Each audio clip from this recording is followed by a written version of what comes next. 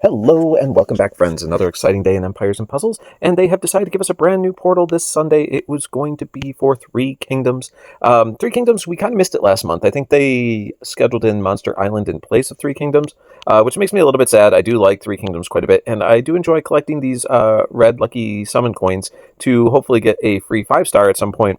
So delaying that another month was not really on my preferred choices, but again, I don't get to make the schedule. So we are here to review a new hero, and who do we get this time around? We get Lin Chong. All right, so what is Lin Chong all about? Well, we can obviously start things out and say that he is going to be a nature ranger, so that's kind of fun. A reminder of what we're looking at for our family bonus. We're going to have a bonus for 1, 2, or 3 heroes, giving them plus 50, plus 60, or plus 70% critical chance. So these guys crit a lot, thanks to the family bonus.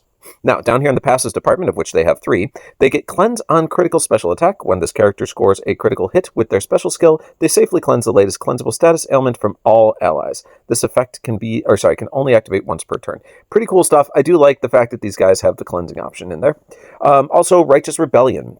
When this character's special skill hits a character that has higher current HP, gain 20% boosted health. And then basically it says as long as you hit a character with higher HP again, with your special skill, you gain 20% mana as well. So plus 20% health and mana for attacking targets with higher HP.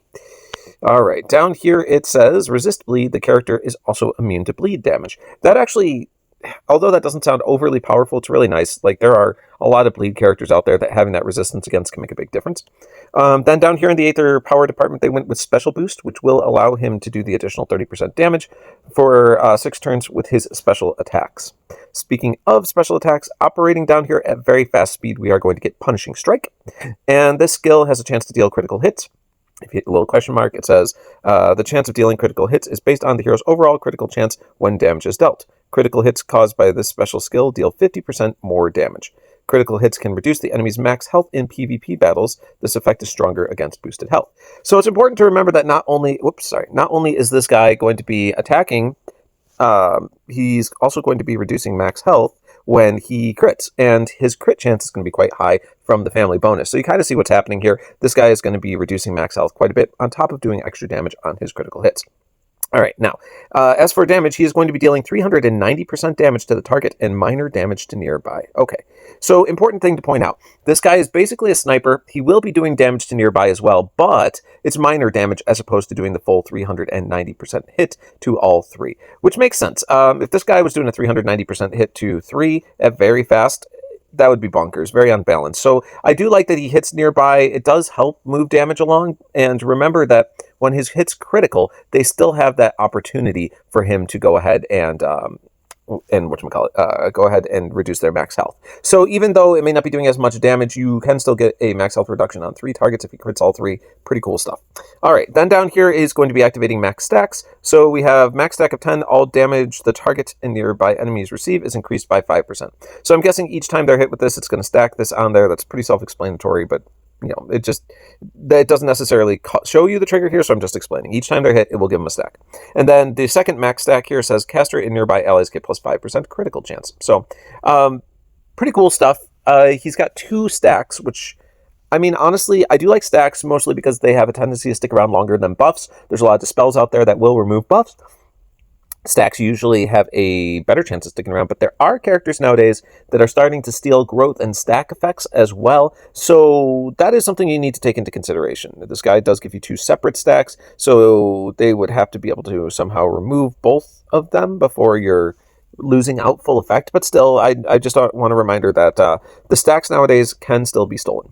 Okay, so when we're looking at this guy, what are we really thinking? Well, I mean, if we have to go over the pros and cons, you're looking at a very fast hitter that has that chance to crit, the chance to reduce max health. He's going to be able to shoot off with just 3 matched tiles up an empty lane, right? So he's also got the potential to be firing off incredibly quickly.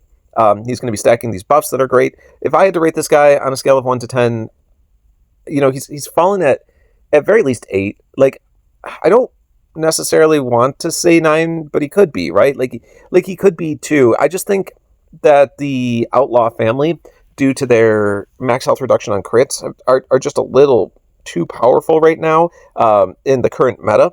And the speed at which this guy is functioning, if you start stacking him with other Outlaws that are also doing max health reduction on each crit, you're going to start watching your opponent's health totals just like plummet down very, very quickly. So yeah, I mean, I don't know. Let's just give him an 8.5, right? How about that? How we split the difference and say he's an 8.5.